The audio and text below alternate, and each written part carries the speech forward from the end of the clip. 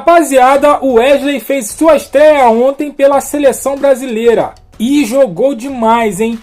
Teve poucos minutos ali em campo, mas mostrou que sabe demais na lateral direita, hein? E ó, vamos ver o que a galera tá falando dele?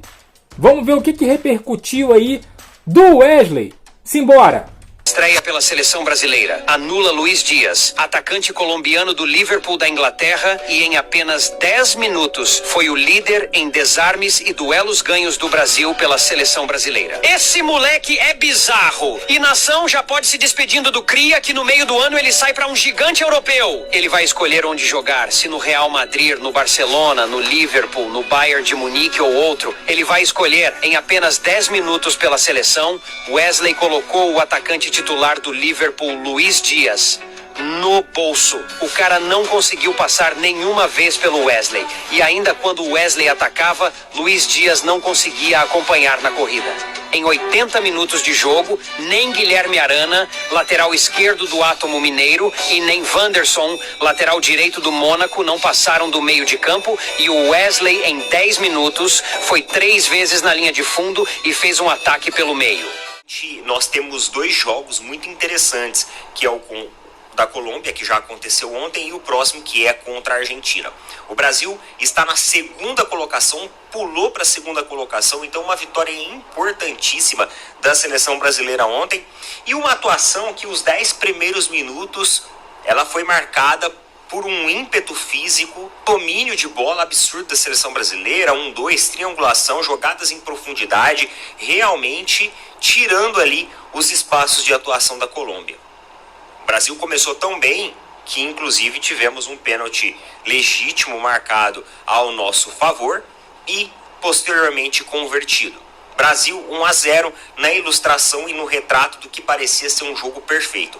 Só que logo depois do gol, o time do Brasil ele foi perdendo um pouco da sua intensidade. E a Colômbia ela foi se reorganizando em campo.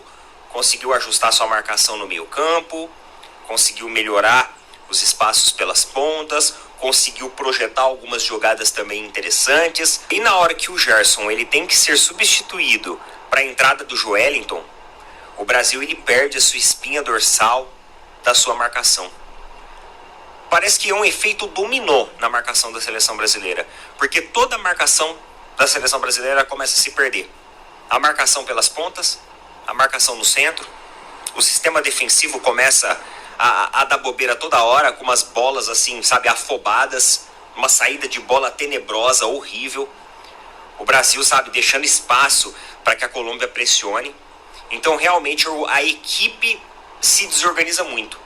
Pô, é uma peça, né, do quebra-cabeça que tira ali e parece que se perde completamente. O Joelinton, ele não consegue reencaixar essa marcação.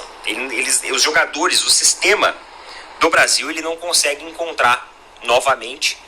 E, mano, o Brasil começa a ficar na mão da Colômbia. Cara, e vale uma ressalva aí, né? Como aconteceu com o Pedro, tomara que não aconteça com o Gerson, né?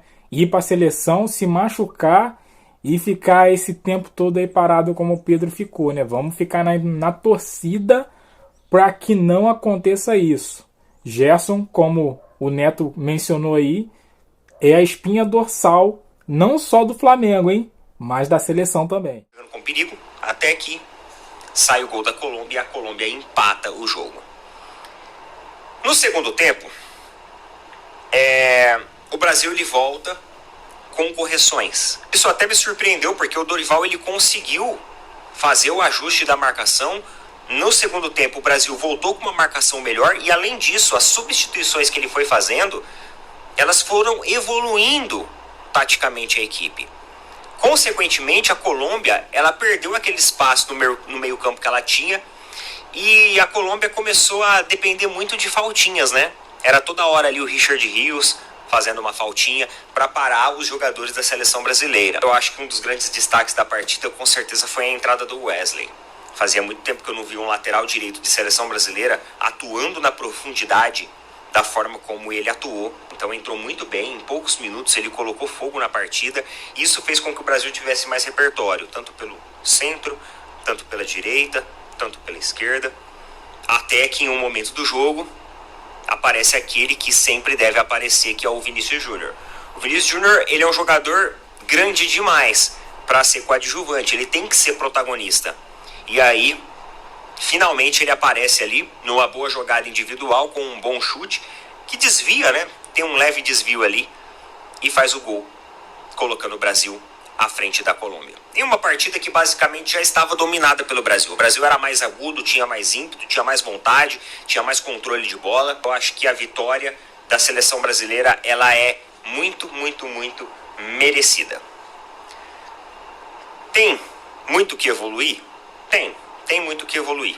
Mas eu gostei da forma dinâmica como o Dorival, dentro da mesma partida, ele conseguiu mudar a postura completa da seleção brasileira. E uma coisa que eu achei legal também foi no final, os jogadores aplaudindo a torcida, né, que lotou ingressos esgotados. Além disso, você via ali os jogadores tirando foto, todo mundo junto e tudo mais. É uma energia bacana, né, para você colocar dentro da seleção brasileira, apesar de carregar o CBF aqui.